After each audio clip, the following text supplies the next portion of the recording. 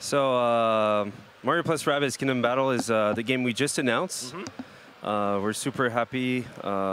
We were announcing the game yesterday at the conference, and since then we start to show a bit of the gameplay. Yep. So we're super happy to show today more of the basics and combat basics, exploration, and so that's what we're gonna do. And in terms of the game itself, so what happened is the Rabbids have just been teleported into the kingdom. A twisted version of the Mushroom Kingdom. Yeah, actually. and it changed completely the kingdom in itself by twisting it. So you'll have a lot of surprises and elements in the environment, but basically Mario doesn't know anything about the Rabbids when the game starts. So we're still at the beginning of the game here, but basically that's when things start to go a bit crazy with twisted elements. We even have this plant here. There's a bit special. So yes, we tried to recreate a very immersive world by using the misproportion. So you feel that you are small and in a huge environment which is enveloping you. And everything around you is animated. Like, for example, this plant, it's incredible because it's animated by hand, and it's following the music of Grant Kirkhope, which is the composer of the game. So it's one of the things that I love about this game. It's part of the things that Mr. Miyamoto, Nintendo, and us as well, Ubisoft wanted to see as well, the in terms of details, things that we wanted to play with. So yeah, let's go. And big part of the game as well is the combat itself. Yes. And when the players see those enemy flags in front of them, they know that they are about to play in a fight. Before we go in, actually, there is a couple interesting characters that's following Mario. let's talk about them a little bit. Yeah, so aside the big Goomba that has been almost played with because of the Rabbids and stuff, for the characters and the heroes themselves, so we have Mario, of course. He's a true hero. He's a fighter-like character in combat as well, so he's really strong almost everywhere. But we also have Rabbid Peach. She's a hot-tempered, quite fun of Mario, but hot-tempered rabbit. And a very strong personality as well. And Rabbid Luigi, the third one, he's a wizard-like type of character. He's really clumsy, naive, but at the same time he's quite dangerous in combat and as the game progresses as well. So yeah, it's a nice cast, and this cast is the beginning cast. So as you'll progress into the game, you'll unlock new heroes. So you don't unlock the heroes at the beginning, you unlock them throughout the adventure. Now, can we say what other characters there will be in the game as well? Sure. Absolutely. So the player will control 8 heroes. We'll be able to choose between 8 heroes at the end. So that will be the player's roster.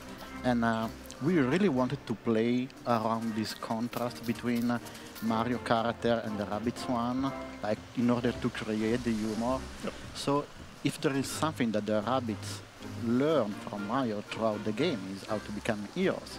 And Mario learns how to crack the joke. So we go for the fight? Yeah, let's do it. Let's do it. Yeah, go. definitely. So you switch from exploration mode to battle mode this way. So basically when you see those two flags, you switch to battle mode. And you don't control anymore directly your characters. You control Beepo, little cursor you see in front. And this little guy, in fact, is telling you, you can tell him where to go and the characters will follow. So that's a big difference between the two. And for us, it was a good match, you know, between exploration and combat in terms of the feeling we have. So let's go. As soon as you start the combat, a fly cam is showing you the battleground, but you can always use the tactic cam, which is a tool that will let the player observe the surrounding to decide what to do, the best move to take. And as you can see in the top right part of the screen, the mission objective, it's a rich area. So it's not really important to defeat the enemy there, but to really decide the best way, possible way to arrive directly at the objective. So the player will have two choices. Directly in front of the enemy, that seems a little bit risky, or moving a little bit on the right to use the cover and being protected by the attack of the Rabbids. So what you see right now is Xavier, which is controlling the heroes. In this case, each heroes can perform 3 different type of action. As we are quite early in the game, right now we have only movement and attack. Later on there will be techniques, which is way more, let's say, an indirect way to deal with an enemy, and it's more magical. But the blue line is defining where the characters can move. And in this case, Xavier could, for example, go behind the cover in order to be half protected, or just go in front of the enemy. So as soon as you press, the character moves. And like David said, we can attack, but it will show first the movement phase itself. You can do whatever you want. You can move first, attack then. It's up to you to decide, in fact. You can advance towards another cover, such, for example, as Rabbids Luigi is doing, or even better, you can move the cursor behind one of your teammates in order to activate what we call the team jump. And the team jump is expanding your area of movement, allowing you to go much further than your normal area of movement. Right. And this is also allowing you to fill the gaps, such as the small river that you can see in front of you. After that, you can choose, but there is no sequence, right? Exactly. So basically here we just finished the movement phase, and now we can see in this fight that the enemies are positioned in a way to zerg you.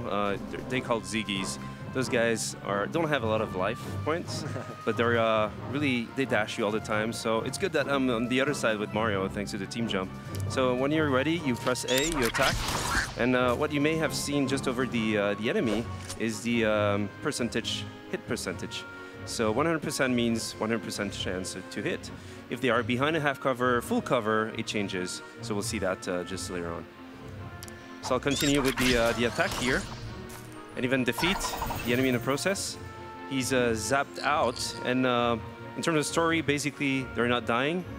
They're going back to the hub as white rabbits. So we're actually saving the rabbits That's here. great. Then you feel good about defeating Yeah, these absolutely. guys. That's the whole point, because I don't want to spoil too much about the story, but they have been controlled by a force. And by defeating them, you are removing this force from them. And they are part of the gameplay loop of the players, because they will go back to the Peach Castle, and the more you free them, the more they will build a structure that will help the player throughout their adventure. So we saw there Mario was attacked, but he's behind a full cover, so the enemy had 0% chance of hitting him. But the cover did take damage, I noticed. So. Exactly. So it's actually something really important in the combat itself. There are actually, aside one that we have later in the game, no cover that is really infinite. Like, they have this amount of damage, and if they get destroyed, you don't have any cover anymore to defend yourself. So for example here, if I go and attack this enemy, I know I'm not going to hit it. It's 0% chance, but just to show you the damage on the cover itself, this is a wood cover, so in 2 hits it's going to be destroyed. And the one you see here next to Rabbid Luigi is a brick cover. So this one is a bit more tough, so 3 hits.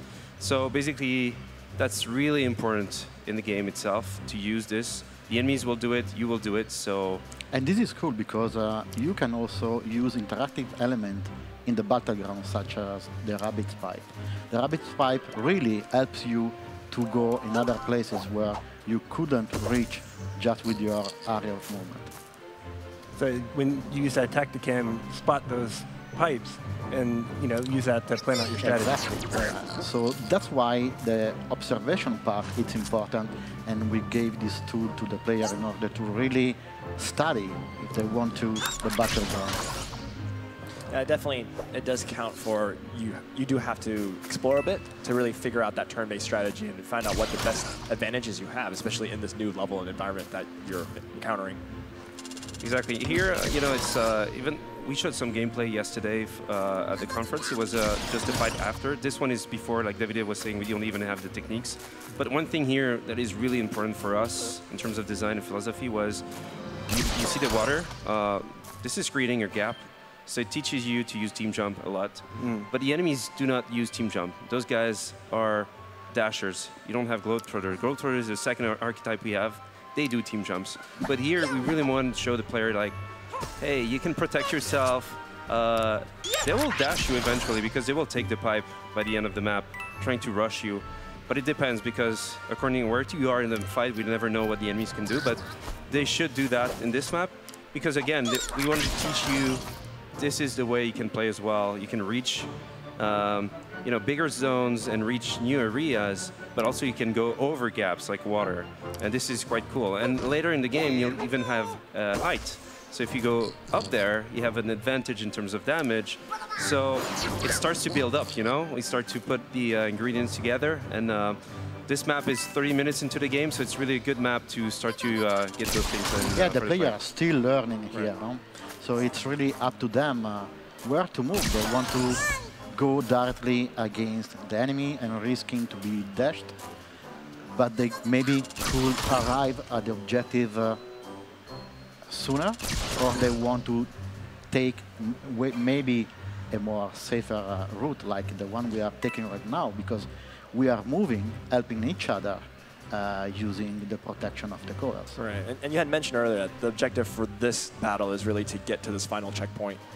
Yeah. There are different battles where you actually have to defeat all the enemies. So here it's a tricky map. Of course, we're playing, we know pretty much the map, but for the player it's going to be a first tricky map because they could take this as, oh, we like to defeat all the enemies.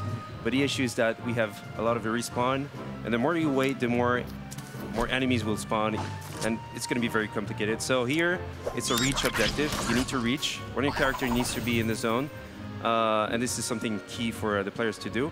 And then we have multiple enemy objectives. We have defeat all, defeat this type of enemy, reach, escort, and those type of objectives throughout the game to really challenge the player again to do the right decisioning when it matters. So Rabbid Luigi is really close now. He's not close enough because we made it not close so enough to arrive exactly. at the mission objective. And definitely, there's something that we've never seen before, really, with Mario, and he's pairing up with this mashup. But also, you know, we have, you know, Mario for the first time really using a weapon, a projectile weapon, and yeah. Yeah, you know, Mario has never been afraid to take whatever power-ups are, you know, available to him. So it's cool to see these new types of weapons that he can play with. He's adapting to his surroundings. Right. Yes, plus they are very, very light-hearted and funny. Because the weapons in our game are not just there in order to damage the enemy, but they are also a tool to create fun, because you can plug additional behavior, such as you can glue an enemy on the ground. There is a particular enemy that is very powerful in using the techniques. You can freeze his face, so he cannot speak anymore, therefore he cannot use the techniques. There is someone very good at shooting. You can hink his face so he cannot see you and he cannot shoot at you. You can burn enemies so they are running with their bottom on fire. And there is also propagation. So if an enemy on fire is touching another enemy, it will propagate. There are some crazy behavior that could happen within the battlefield, and that's what we call the domino effect. So you can chain multiple effects, and the output could be very, very crazy. Also, when you finish the fight, you can go back, of course, to the zone in free movement and exploration mode. All the coins that you have on your battlefield is because when you destroy covers, you gather coins as well. So even if you hit an enemy behind a cover, and the cover is destroyed, it's rewarding as well for the player, so you can go back and buy better weapons thanks to coins. But if we have a few minutes, we just wanted to show something as well here. Just a quick fact, you know, we went that way for the fight itself, but in fact the most effective way, let's say advanced way, would have been to go that way. Even if it's dangerous, the first round you get, you know, dash and stuff. Second round, you really dash the enemy well. So a good strategy would be to put Mario on the right side. He's a good damage output in terms of his weapon. Rabbid Luigi is not really good with his weapon, but he's good with dashing. So you can put it in the front line, and then you go really quickly to the zone here. So yeah, we just revealed something for people when they will play. Nice. They know how to play the map now. But yeah, it's up to the player to decide. They can go front or go left, right, whatever they have in mind, they can go for it. Depends on the play style itself. Because a good tactical game should give the player the choice to choose their strategy. So not only in terms of how you want to customize your character, which kind of weapon you want them to be equipped with, but also the plan that you want to take into the battlefield. So we didn't want for the battles to have only one possible solution, but multiple. So let's go to the Peach Castle to show the hub itself. Yeah, let's take a look. We didn't present it yet, although it's a big part of the game, of course. So it's, of course, it's a Peach Castle. It was not destroyed by the arrival of the Rabbids, so thank God, this is good.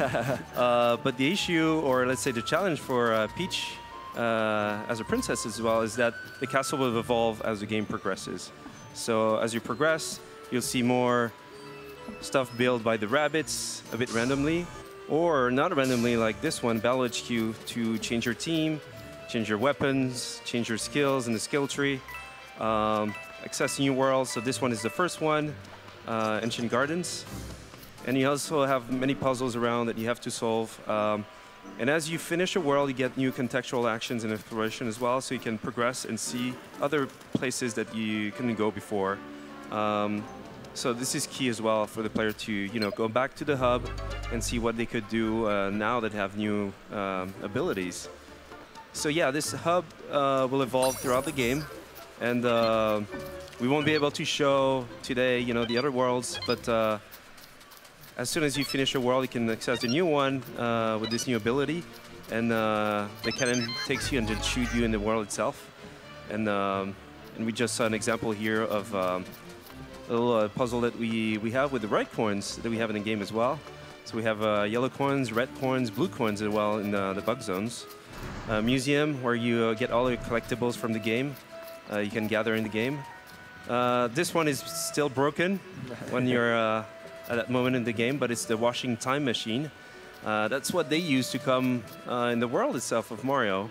And it will be useful in the future. You can go back and revisit and get better scores in all the fights that you've done.